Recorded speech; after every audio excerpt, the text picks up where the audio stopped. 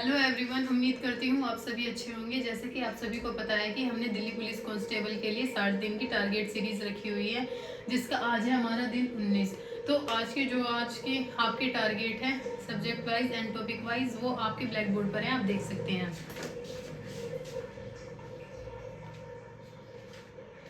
जैसे कि आपको पता है, हम हिस्ट्री से स्टार्ट करते हैं। हमारा प्राचीन भारत और मध्यकालीन भारत हो चुका है। अब जो हमारा चल रहा है वो है हमारा मध्यकालीन भारत। ठीक है, हमारा प्राचीन भारत हो चुका है, हमारा मध्यकालीन भारत चल रहा है। वहीं हमारा मध्यकालीन भारत में हमारा सल्तनत काल चल रहा है।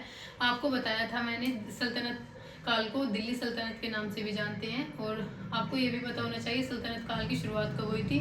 सल्तनत काल की शुरुआत हुई थी हमारी 1206 में, और ये हमारा 1526 तक रहा था। टोटल सल्तनत काल था जो वो 320 वर्ष का था। ठीक है, इसी में आपको वंश पढ़ने हैं कि सल्तनत काल में कौन कौन से वंश थे, जैसे कि गुलाम वंश। वहीं अगर हम बात करें, गुलाम वंश को हम ममलूक वंश भी कहते हैं। इसी के साथ हमारा खिलजी वंश, तुगलक वंश, सैयद वंश और लोधी वंश, ये सभी वंश हमारे किस में आते हैं, हमारे सल्तनत काल में आते हैं। तो सल्तनत काल के बारे में आप ये भी पढ़ेंगे कि हमारा गुलाम वंश की नींव किसने रखी थी, स्थापना किसने की थी। जैसे कि आप सभी को पता है, कुतुबुद्दीन ऐबक ने हमारे सल्तनत गुलाम वंश की नींव रखी थी। वहीं खिलजी वंश की स्थापना किसने की थी, सैयद वंश की किसने की थी। तो आप उस समय का आर्थिक विकास क्या था, उस समय की राजनीति क्या थी, उस समय गुप्तचर विभाग को किस नाम से जाना जाता था, तो आप इन सभी चीज़ों के बारे में पढ़ेंगे इस सल्तनत काल में। तो आप 2 घंटा अपना सल्तनत काल लेकर चलेंगे आज। वहीं अगर हम बात करते हैं पॉलिटी की, तो पॉलिटी में जैसे आपको पता है कि आज हमारा जो टॉपिक है वो है महान्यायवादी। बाकी आप रिवीजन करेंगे जितने भी हमने आज तक चैप्टर पढ़े हैं। ठीक है, उसमें हमारा संविधान का विकास, संविधान सभा, हमारा संविधान के भाग, अनुसूची, और इसी के साथ संघ और उसका राज्य क्षेत्र, नागरिकता, संघीय कार्यपालिका, संसद, ओवरऑल जितने भी हमने अब तक चैप्टर किए हैं पॉलिटी में, आप उसका रिवीजन करेंगे। और वही महान्यायवादी भी पढ़ेंगे। आपको ये पता होना चाहिए कि महान्यायवादी करता क्या है, महान्यायवादी है क्या। तो महान्यायवादी का उल्लेख हमारे संविधान में आर्टिकल 76 में दिया हुआ है। आर्टिकल 76 में हमारा महान्यायवादी का उल्लेख किया हुआ है। वहीं अगर हम बात करें महान्यायवादी की, महान्यायवादी की नियुक्ति जो करता है वो हमारा राष्ट्रपति करता है। आपको ये भी पता होना चाहिए कि महान्यायवादी क्या किसी भी सदन में शामिल हो सकता है।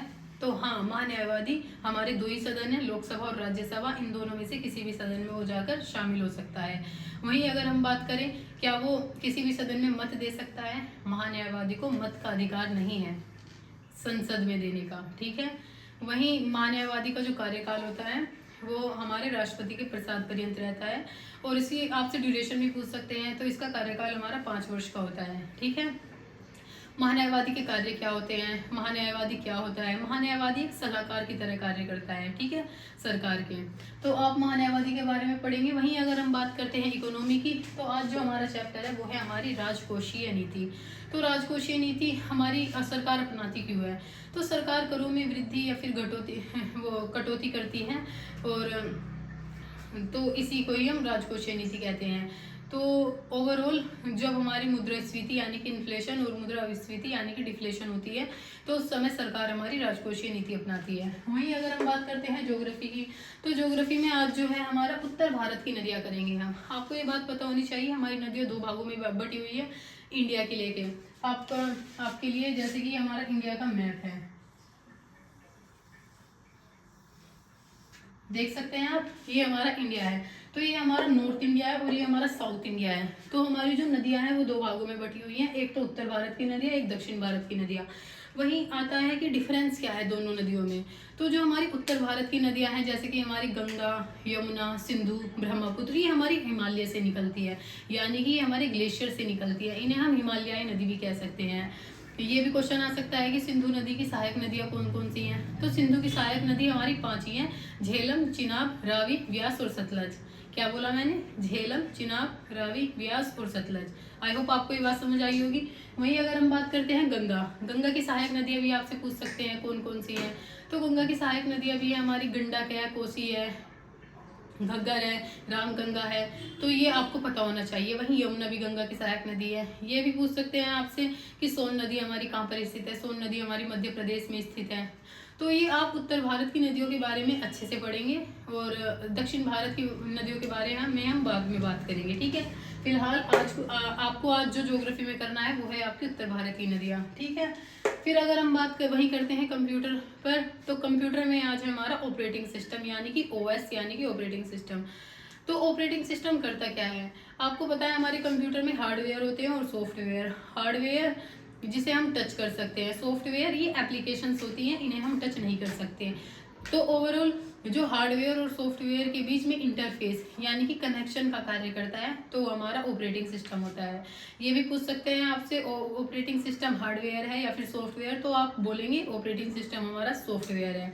वहीं आपको फॉर एग्जांपल जैसे हमारा एंड्रॉयड ऑपरेटिंग सिस्टम है, हमारा आईफोन में iOS होता है, उसी के साथ हमारा माइक्रोसॉफ्ट का विंडोज़ भी है, एप्पल का मैक ओसी भी है, ठीक है। तो ये हमारे सॉफ्टवेयर हैं, इनके बारे में आप अच्छे से पढ़ेंगे। वही बात करते हैं अगर हम रीजनिंग की, तो रीजनिंग में अब हम रिवीजन करेंगे जितने भी चैप्टर्स मैंने अब तक आपको टारगेट में दिए थे, जैसे कि directions and distance, analogy etcetera, ठीक है। तो ये सभी का आप रिवीजन करेंगे। अगर हम ये हमारा इंडिया है, जैसे कि मैंने आपको नदियों के बारे में बताया था ज्योग्राफी में, तो इंडिया है। आपसे ये भी जैसे ही हमारा इंडिया आपको बताया था मैंने, हमारे इंडिया के पश्चिम ओर क्या है, हमारा अरब सागर है, और दक्षिण पूर्वी ओर हमारा क्या है, हमारा बंगाल की खाड़ी है, ठीक है। और साउथ में क्या है, इंडियन ओशियन है, ये आपको पता होना चाहिए, ठीक है। वहीं अगर हम बात करते हैं मैथ की, तो मैथ में आपका चैप्टर है सरलीकरण यानी कि सिंप्लीफिकेशन। तो आप इसे 2 से 3 घंटा करेंगे और इसके प्रीवियस ईयर क्वेश्चंस भी लगाएंगे, और जहां भी जिस भी क्वेश्चन में आपको दिक्कत हो रही है उसे रिपीटेडली लगाएंगे, आप बार बार लगाएंगे। दिल्ली पुलिस की तैयारी उम्मीद करती हूँ आप सभी की अच्छी चल रही होगी, आपके पास ज़्यादा समय नहीं बचा है। अगर आपको ये वीडियो अच्छी लगी हो तो मेरे यूट्यूब चैनल को सब्सक्राइब कीजिए। थैंक्स।